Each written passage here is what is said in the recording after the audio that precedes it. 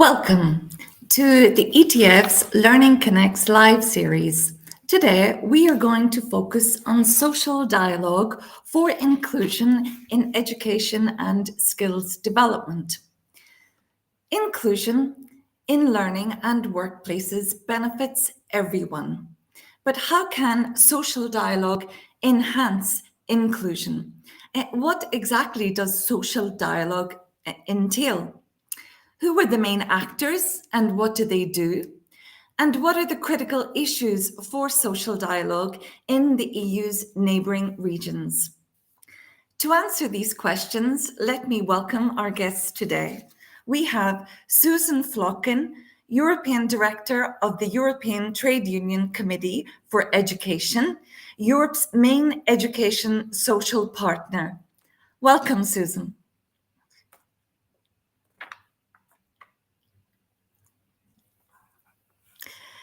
And we have Georgios Zisimos, Head of Policy Advice and the EU Programming Unit at the European Training Foundation. Welcome, Good Georgios. afternoon, Denise.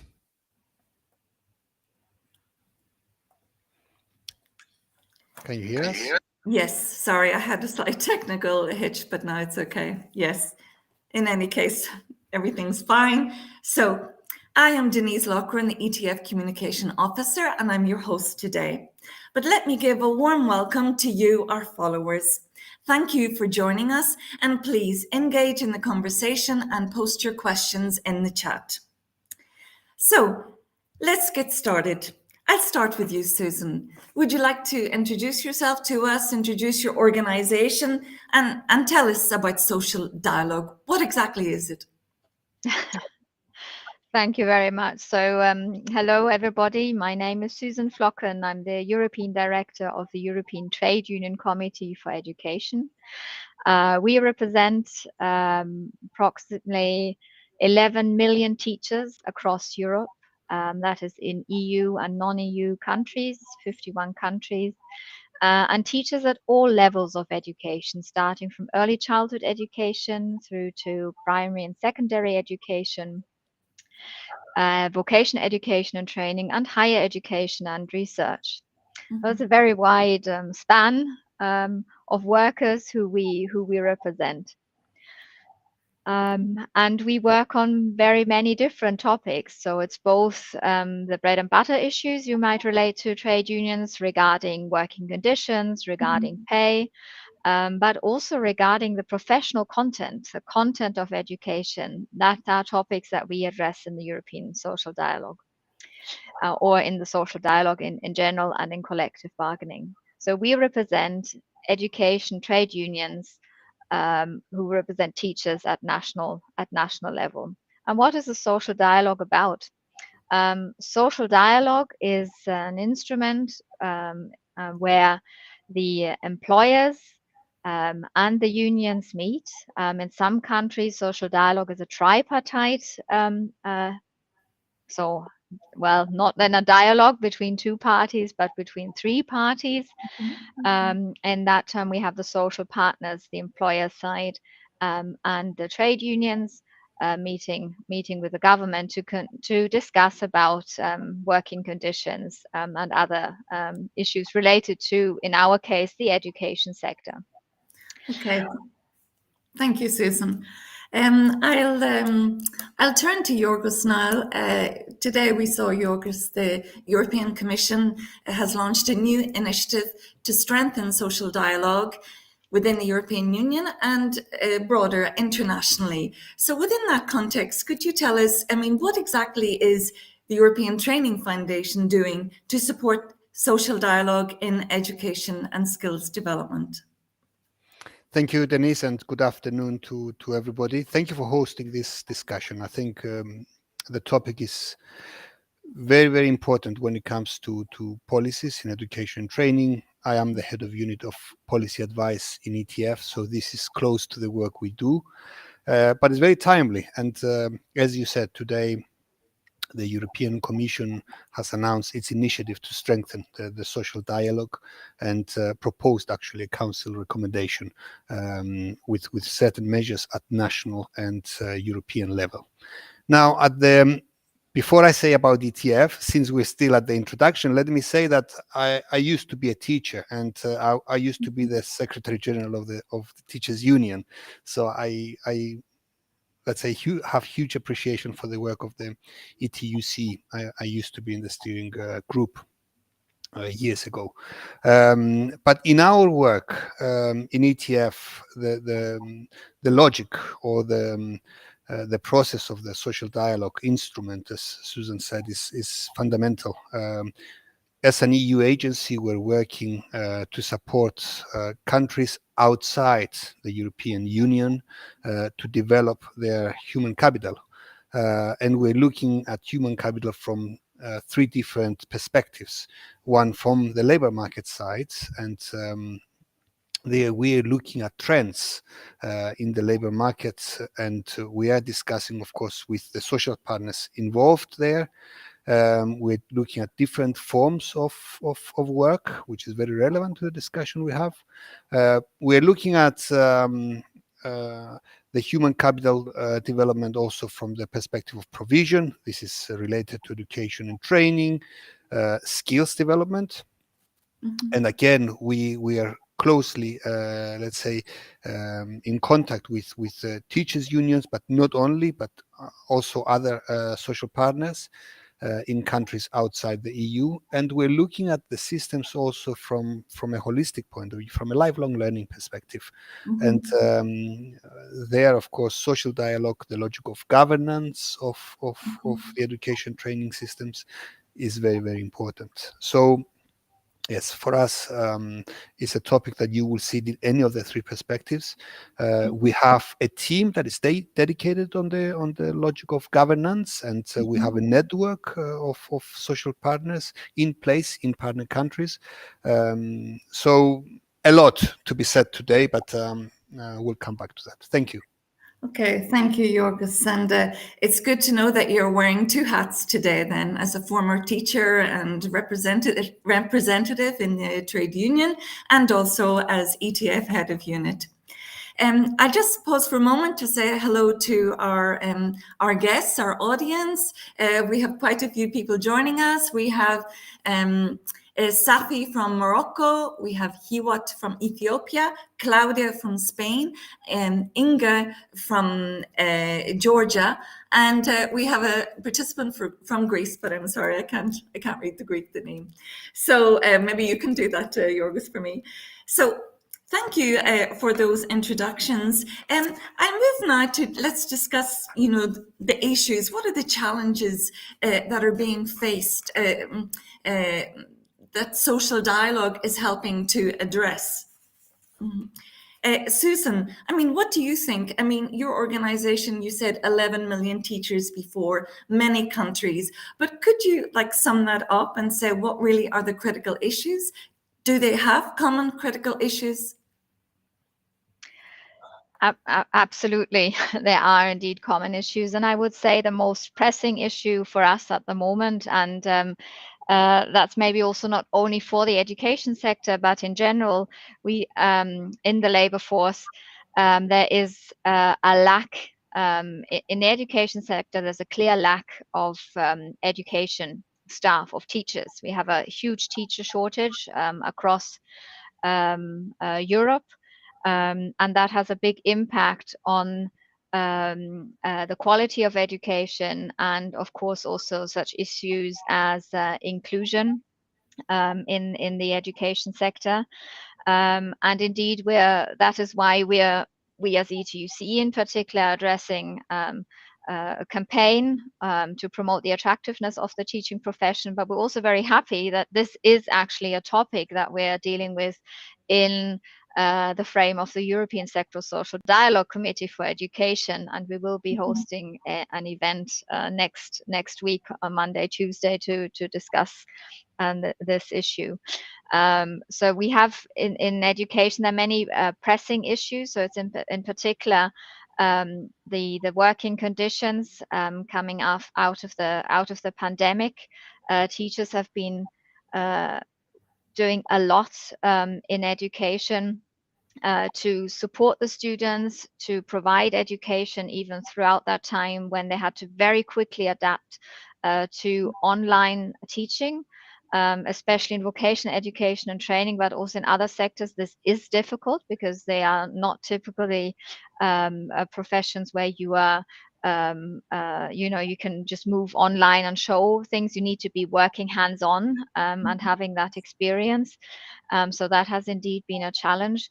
And there's a lot of pressure on teachers, has been a lot of pressure, and we're still coming out of that phase with these issues, with digitalization, with the privatization also that we see in the sector, that where we are calling clearly for more public funding in education. That's a typical topic that we have on our social dialogue, how to invest more in education, and to support the teaching staff. And of course, one of the big issues for us is, as I just mentioned, inclusion and equality. Education and training is the one means to lift people out of poverty. And we want to ensure equal access to education for all, whatever background students come from. And we're looking at that both from the studentship, so to make sure that the students have access to education, to quality education, but also looking at what are the needs of teachers. What do they need in order to be able to provide that? So it's looking at initial teacher training, it's looking at continuous professional development, leadership, so in the education institutions. And so these are topics that we address. I'm very happy that together with ETF also we're working on vocational education and training, and in particular also to, when I was mentioning the attractiveness of the teaching profession, to address this in the context of vocational education and training, because unfortunately we see that in many countries this is looked upon as a second choice, or a second chance even, schools, whereas we do need people who are really highly skilled and trained in particular on these professional issues, on vocational education and training. And it's so important that we bring that forward and work on that together. I'm very happy that we can do that together with ETF. Thank you, Susan. So if I may say, I mean, when we talk about inclusion, social dialogue for inclusion, we're actually talking about a number of different elements. We're talking about actually inclusion within the teaching profession and inclusion for students, how that teaching profession facilitates the inclusion of learners. Am I right? Okay. And would you say you work, we know that a number of ETF's partner countries are members of your organization. Would you have some examples, to share with us, maybe some that have impressed you in particular of the challenges they're facing and how they are addressing those? So just before the interview, I looked again at the number of the many countries that indeed the ETF works with or in, just to recall that to my mind. And one of the examples I would like to mention here is Georgia in particular, where we have seen in the social dialogue a huge development, because for a long time the social dialogue was non-existent, you could say. It was very, very difficult. And our member organizations, together with other member organizations, really supporting them in Georgia, have been able to rebuild this the social dialogue, and the partnership, the social partnership, is very strong now. There are regular meetings, regular consultations. And that is very important, because social dialogue is also about consultation. It's about being aware what are the needs in the sector and being able to address them in a meaningful dialogue to find solutions. And we're very happy to see that in Georgia this is now working. The government and the unions in particular in the education sector, are working to address this, and improving the working conditions of teachers, enabling also to make the profession more rewarding and more attractive. So that's one of the good examples I would like to bring forward. Okay, thank you, Susan. We can come back to some other examples. I see also we have more people in the chat and some questions. Perhaps one of the questions I will take now, I think it's quite pertinent after what you have said, Susan, and it's about the difficulties of social dialogue if there is no support from government. Is this something that you have encountered? Yes, absolutely. I mean, Questions. it's very important to have that support of the governments, to the recognition of social partners. What is the value of social partners? What can they bring? Because very often, also in media, social partners can be presented more as, say, the ones who always complain, who bring in a bad picture, making problems, when there's strikes and so on. But the important thing is that governments recognize the social partners and the experience that they bring in, with knowing what is going on the ground, what are the real needs that need to be addressed in order to improve, when we're talking about the education sector, to improve the quality in education, to bring in maybe also more young people into a certain profession. What needs to be done to make changes? And in order to do that, social dialogue is a very good instrument. And you need, of course, both parties or all parties involved to make that commitment. So not only to be listening and just taking this as a meeting, say, but to really engage and to be committed to make change. Governments are often, and especially, of course, in these times, say, afraid to maybe make that investment in education. Means we're talking about, of course, expenditure, public expenditure, and they want to make sure it is well used. Of course, they're accountable for that, and so social dialogue is a very good means to really set the priorities, and make sure that this expenditure goes to where it is needed, and so to support indeed the workers, and we're talking about education, to make sure that this expenditure goes to making the teaching profession attractive, with a view of providing quality education and training to the students, for their future life. Yeah. Okay, thank you. I would like to bring you in here, Georgios, to have your views. Have you encountered difficulties with support from governments in your work in ETF? Thank you, Denise. Well, it's not a straightforward process, the social dialogue. It's a choice and a commitment at the same time. It's a choice to debate, to negotiate, to hear the other view, the other side. It's a commitment in the sense that it takes time. It's easier not to involve anybody. It's easier for any government to go alone, or it seems easier, let's say, because problems will come. But it's not the choice to do today for sustainability of policy making. You need to have social dialogue in place in order to bring in the different views and represent the different views on the table, especially for a topic like education and training. Let's not forget that inclusion, since we're talking about social dialogue for inclusion, it's a topic that goes back centuries. When was let's say identified by Comenius 3 centuries ago that schooling should include girls, for example, and it was back then a revolutionary thing to say.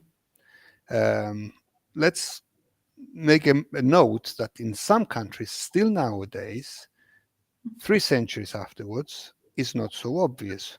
So social dialogue is where it comes and represents these views that nowadays they are absolutely necessary for an education and training system to be forged. So I wanted to say that is not as straightforward as we would like it to be, the social dialogue. Okay. For the European Union, looking at the communication of today for the initiative to strengthen the social dialogue, they call the social dialogue the cornerstone of EU social market economy and its competitiveness. I think it's a strong word to use, and we have to move in that direction. It will not happen automatically, and social partners, trade unions are absolutely needed. This is what we're trying to do in our work in ETF. Okay, We are thank you. trying to bring them in, and we are trying to make sure that they have a place in the discussion. Okay, thank you, Georgios.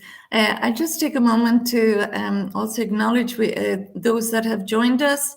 We have Claudia, who has just joined us. I'm not sure from where. We also have Safi, who perhaps I've mentioned before, Natasha from Ukraine. We have Ramadan Aliti. Now, we also have a number of questions. Our participants are asking, yes, they want to hear about country examples.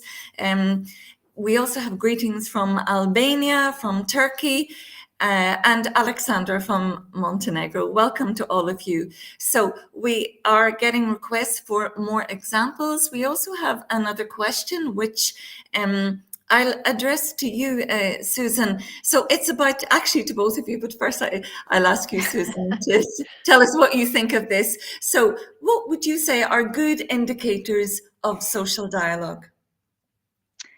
Good indicators of social dialogue. That's a very important question, and thank you very much for putting that up there. Indicators for good social dialogue are when there are regular consultations between the social partners, when it is, say, not necessary for the social partners or for the trade unions to push governments to have meetings, but when this is actually something that is, say, welcomed, and it's clear that discussions are on certain topics are helpful, and that they lead to a meaningful outcome. So that indeed is not just listening exercise and then we say thank you and that's it, but that actually after the meeting there's a concrete plan that is set up together, and that there are commitments or goals to work towards together as social partners, that there's a recognition of the role of the social partners, and of course that agreements are come out of these of the meetings, of the encounters, and so that they're really commitments from both sides to be progressing on issues, and to stick to those agreements also that have been made, so that there's trust between the social partners. It's very important to build that trust in order to be able to have good and open conversations that lead to an outcome. I think those are the cornerstones, and it's very important also that, of course, the social dialogue is representative, so that indeed when the dialogue is being held, that this covers really the sector, and it is a wide agreement that covers indeed the employees in the sector, and it's of relevance. Thank you, Susan. Here is an interesting point. It's Hiwat from Ethiopia. So that social dialogue, you need a committed trainer. I mean, a lot is needed from individuals who participate in social dialogue. Don't you think, Susan? I mean, do you help your members? So social dialogue, indeed. I mean, this is a process. It's not just a one-off meeting. There's a lot of preparation that has to go in. So from trade unions, if, for example, if you're preparing a discussion with the government, it's very important to be aware of all the facts, the background information. You need to do a lot of research to be aware of have that information on the topic you want to be addressing. The same will, of course, happen from your counterpart, the employer side, the government side. Then indeed it is important to have set clear priorities, clear demands, so that there's an agenda that you discuss in the dialogue. And of course you have to be, it's a democratic process, so it's not easy. It takes time. And that can also be sometimes challenging to acknowledge that this process takes time. We support our unions in the countries in their social dialogue, but we're very clear that it's our member organizations at national level or regional level and local level. They are in charge. It's their social dialogue. So we support our member organizations when they ask us if they need our support. Then we will come in help them or support them where we need. Often it is, for example, also when in a dialogue or in a question, there's a situation where there's no advance or indeed actually governments are blocking the trade unions and don't want to talk to them. It can be that we have an action of solidarity when there are many organizations and say we're watching, we're aware what's going on, to build up that pressure for the dialogue to continue. But we will never take the position of our member organizations. They are in charge at national level. Okay, thank you. Georgios, we have a question here from Arjun. It's which perhaps you'd like to answer. So before social dialogue, Arjun is saying that the role of education institutions for developing skills of their students needs to be dealt with. What do you think about that? Yes, I think it connects with the comment of Susan. So you have, let's say, assume that you have a good social dialogue happening in a country where all the social partners are around the table, they are well prepared, and they negotiate, and they come to a result. And then there's the implementation. If you don't have the mechanisms and you don't have certain other elements to implement the outcome of the social dialogue, then of course it will not be, even though the discussions and the negotiations were successful, there would be a lot of frustration because you don't see the outcome, you don't see visible results. So the role of the education institutions is of course important. The issue of governance, autonomy, for example. How do you move from policy making into implementation? That's fundamental, and it's linked. Should be linked to the logic of the social dialogue. But I wanted to add another comment here that there is a lot of preparation. Susan said it before you sit on the table. You need to be well prepared, and of course, as the nature of work is changing, and there are new trends in the labor markets, especially when we're talking about vocational education and training. The role of the trade unions and the other social partners is changing with that. So where you had before the trade unions most probably commenting on the hardcore union issues, salaries, rights, and so on, nowadays, when it comes to education and training, they need to put forward an educational position. And of course, that that is very demanding, especially with the rapid changes in the labor market. There is a lot of knowledge, a lot of analysis that needs to come in.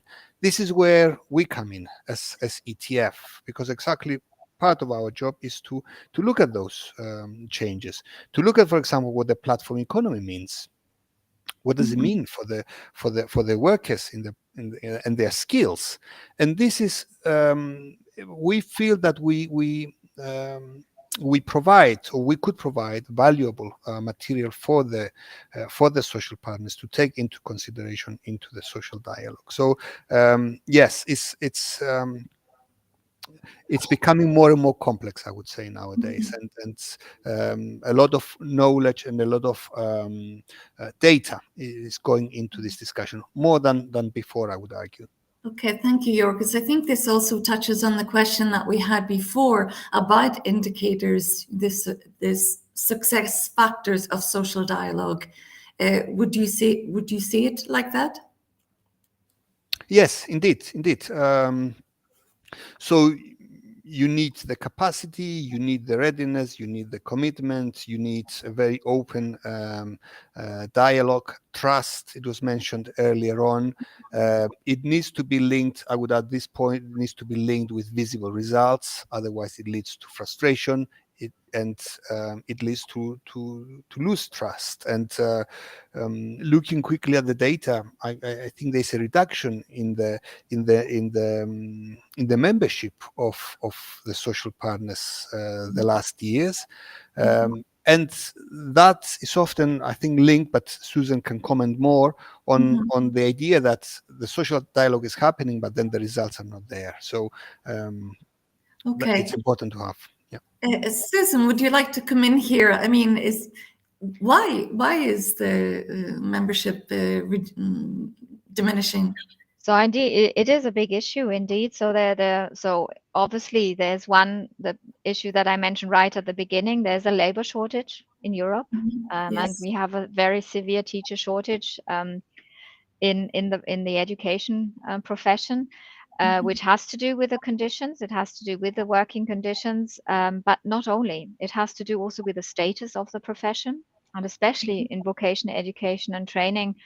Um, Still, it is a sector that is not well recognized, and unfortunately so, because it is such an important sector, and so crucial, in particular when we look at the developments in our society regarding sustainability, regarding digitalization. The vocational education training sector is very important, and it's keeping up to date. So there's constant movement, constant innovation and development, and it's a hands-on sector.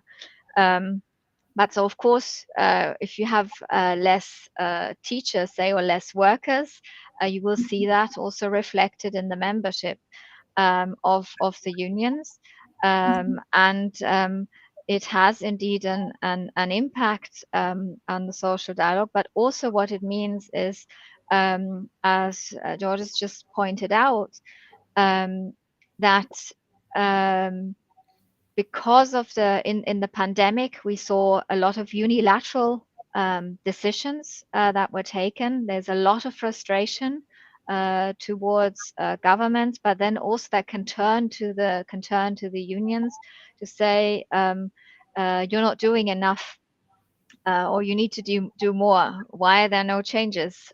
So because dialogue is not easy, and of course, in particular in the times where we are now, we see that governments obviously have got the military expenses very high on their agenda. So that means in public sector like education, we are pushing very much for the attention to the education sector, to have more investment in the education sector. There's particular also to, of course, to vocational education and training, as well as the commitment from the employer side to say, yes, this is important. We need the workers of our future. We need to invest in our future workforce. So we need to be um, uh, uh, um, um, for us, initial teacher training and the continuous training of our staff, of our employees, is important. And so those are topics that we are addressing. But indeed, it's a challenging time. And if the working conditions were more attractive, and I would say in particular also the recognition for this important profession was higher in the public esteem, then I think there would be a bigger change for the profession of the education, of the teaching profession. Sorry. Okay, Yes. thank you. I think a point you're raising, actually a third dimension, let's say, to the inclusion discourse which we have today. We've spoken about inclusion within the teaching profession. Okay, we have also inclusion in education, but particularly today we've mentioned quite a few times vocational education and training. And the third dimension, if I have understood properly, is really, inclusion in governance and in the policy process.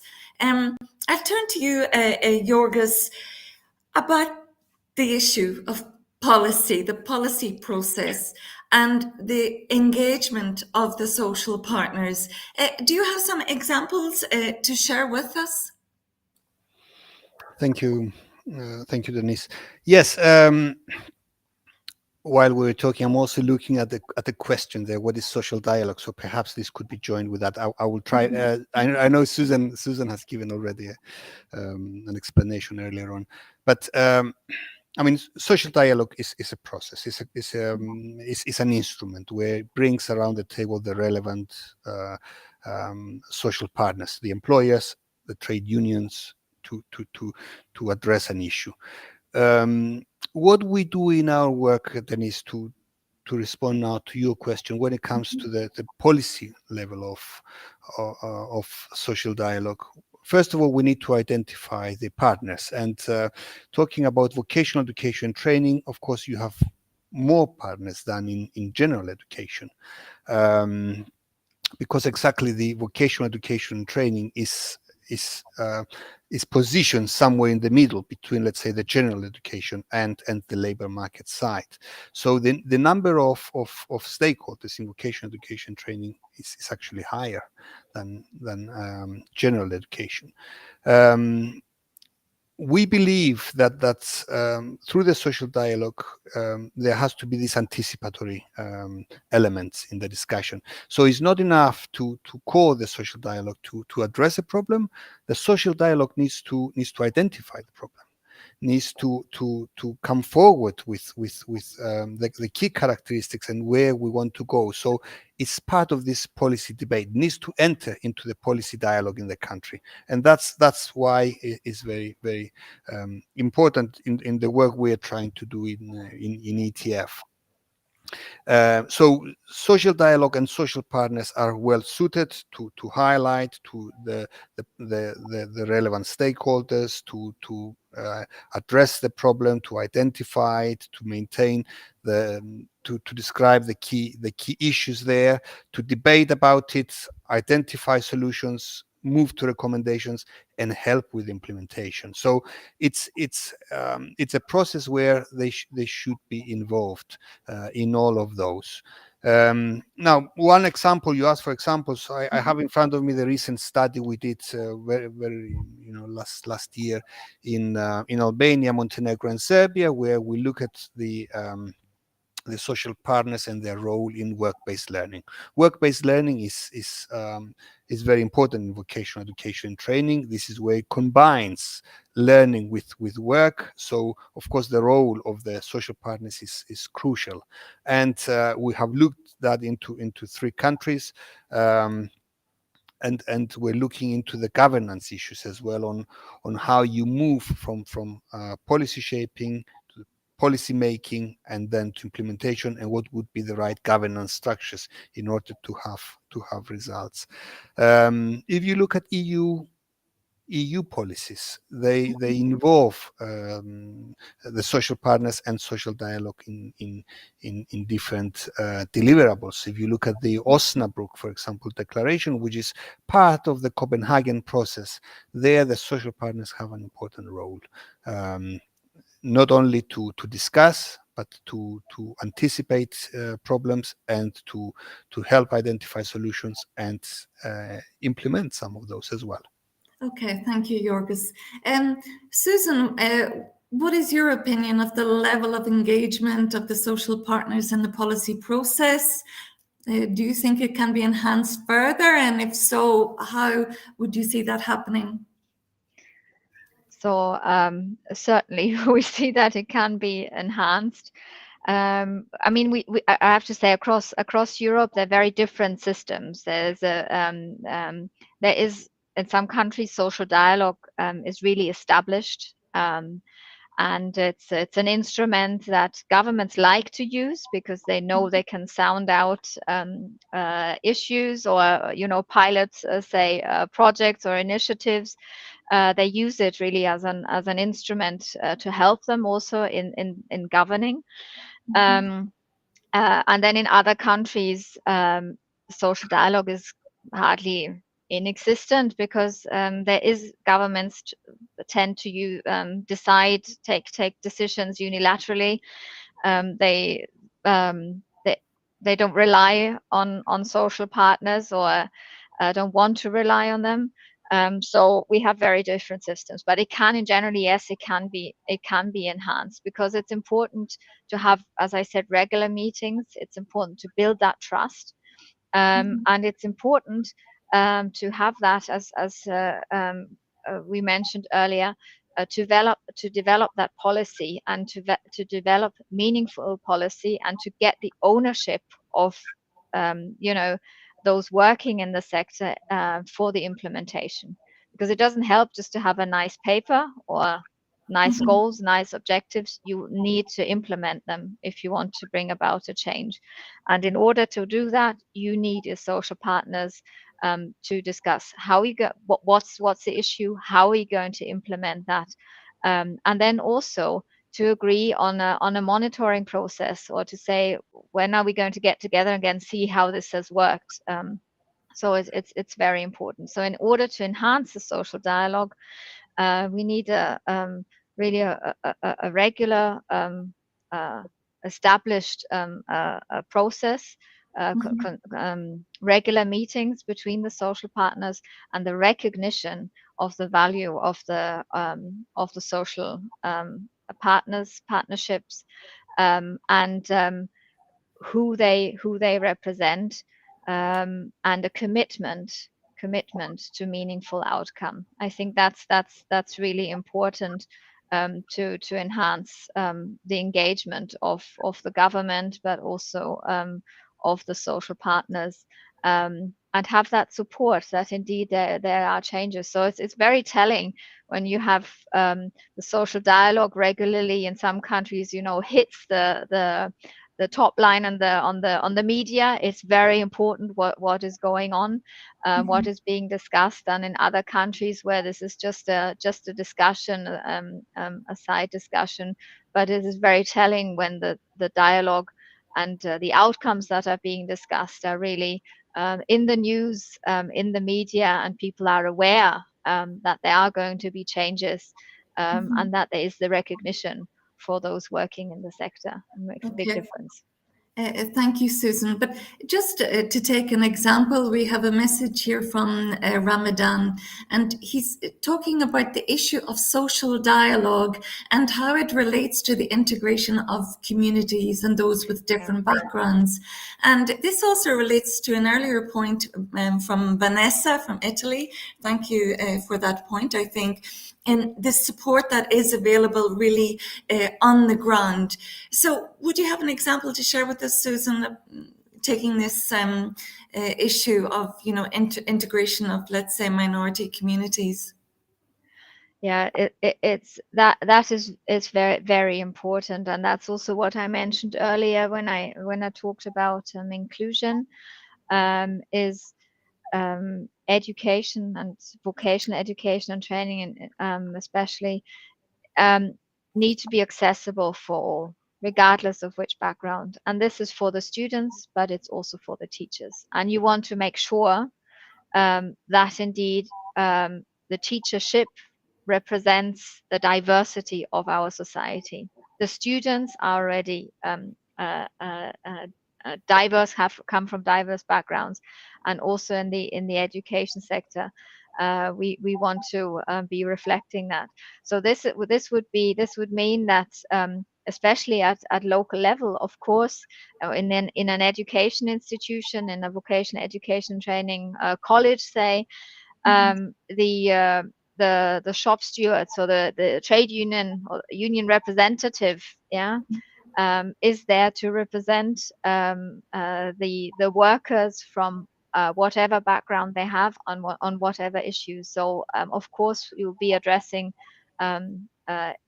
equal access, equality issues, and whether they are that there's no distinction, say, for the between the workers, but the union rep will be there to address these issues, and to then support the colleague towards uh, the leadership, say, in the college, or accompany the person. There are different ways of or different issues that that can be on the table, say, that need to be addressed. But that's going very, very concrete down at local level.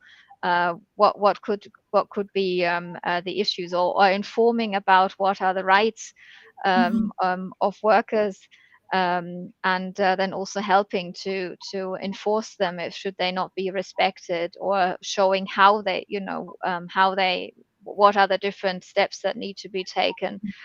So it's very very concrete at the local level. And as maybe one of the issues, because we're also of course talking about training, I was mentioned continuous professional development at the beginning.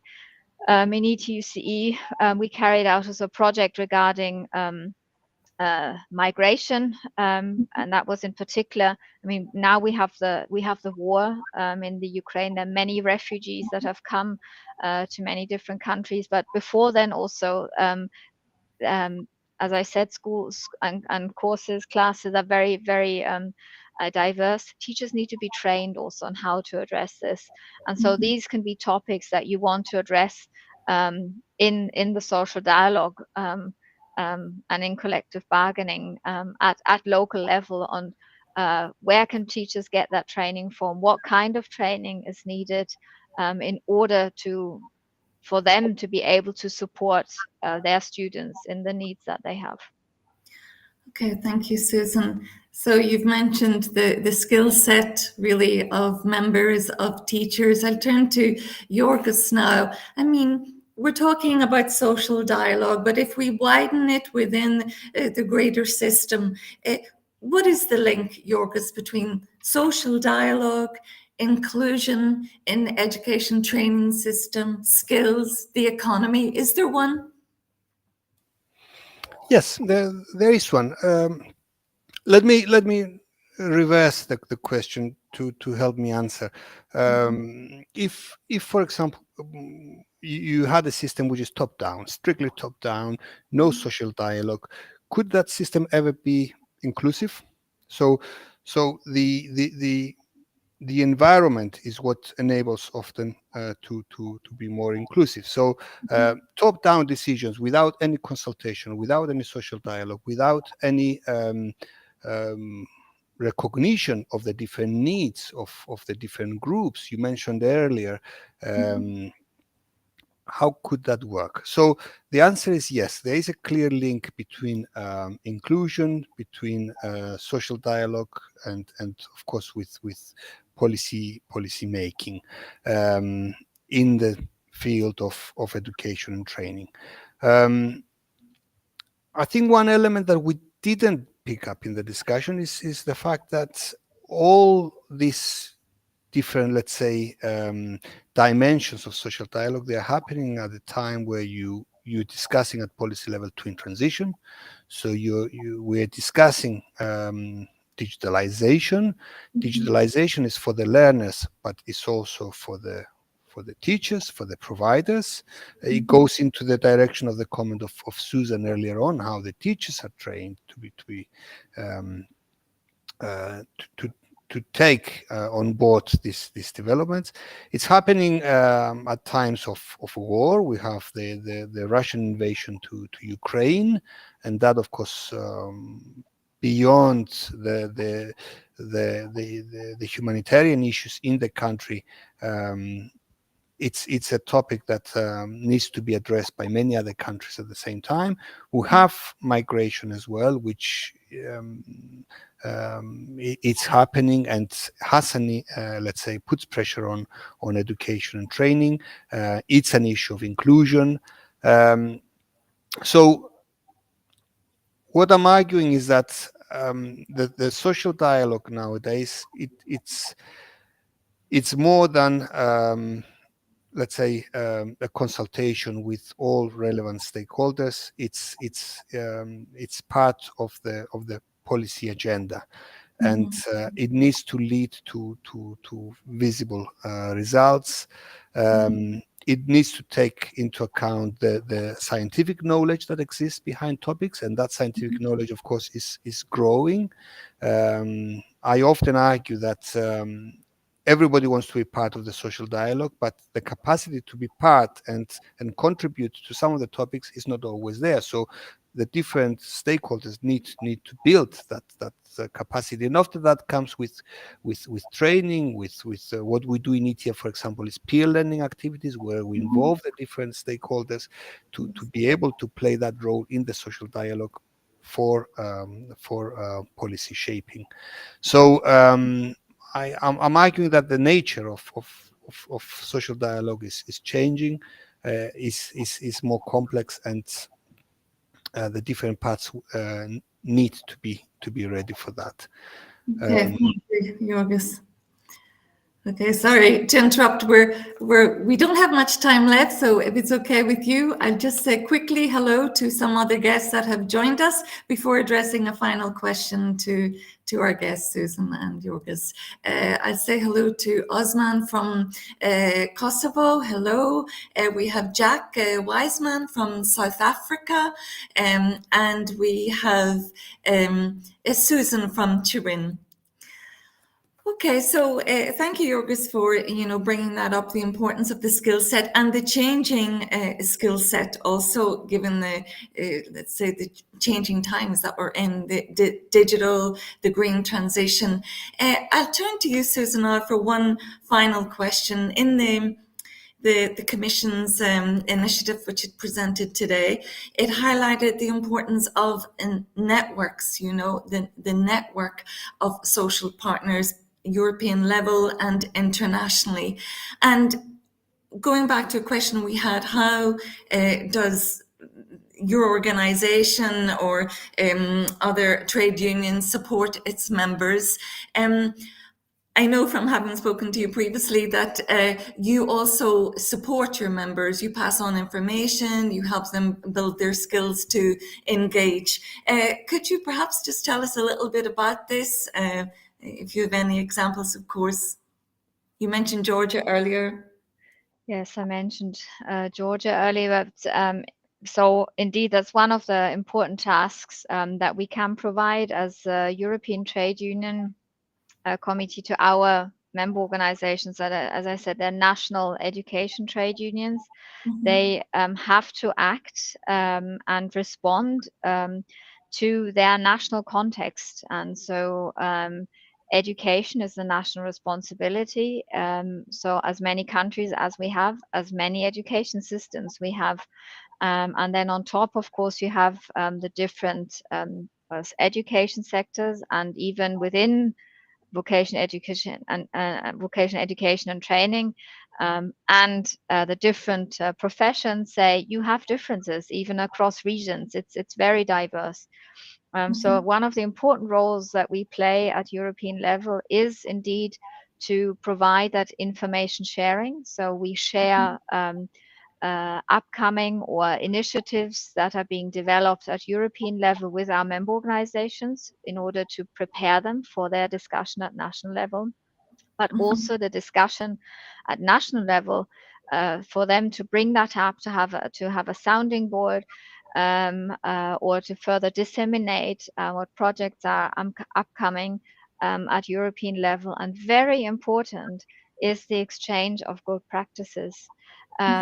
So for other colleagues to know what works, to realize that we're facing similar challenges across Europe in the education sector. There's not a union, not a single union that is standing alone facing a particular harsh government or having particular difficulties in social dialogue. But it is that several issues are really common in the region, and to learn how others are addressing this, what has worked for others, and to maybe not take the whole model and transfer that into to the country. That won't work. But there will be the one issue, the one aspect of that practice that other organizations will say, that's something that we can apply in our country. We can take that into our social dialogue, and we will work on that and use that. So that's really the essence of what we can provide at European level. I think that's very important. Thank you, Susan. And the final question to Georgios. I'll say a quick hi to Alexander from Portugal. Georgios, we know that networking is also a very important activity for ETF. Would you like to tell us a little bit more about that? Yes, indeed. And the importance of networking, I believe, has grown the last few years, especially after COVID. Now, if you look at the schools in our partner countries, most of our schools, they are involved in some sort of international activity, either a twinning sort of with another school of the region or beyond, or with we're talking about vocational education training schools, so with companies and so on. When you take into account that the graduates from a vocational school will come out in a very global sort of labor market, then the need to build these alliances through networks is fundamental. So in ETF, indeed, we work a lot with networks. It's an important tool to improve our knowledge, share intelligence, but also shape the policy advice we provide. So we have networks of civil society organizations, the so-called GLAD. We have networks of teachers, international network of teachers, where they exchange innovative ways of teaching. We have the famous network of centers of vocational excellence, a truly international network of centers of vocational excellence. We have a network that brings together experts for the labor market policies. We have networks related to qualifications and so on. So it's a fundamental tool that we use a lot, and we see that increasing and becoming even more and more embedded in our everyday work. Okay, thank you very much, Georgios, and a big thanks also to you, Susan, for joining us today. I really enjoyed the discussion, and I'm sure that all our audience have too. Thank you. Thank you, Denise. Thank you very much.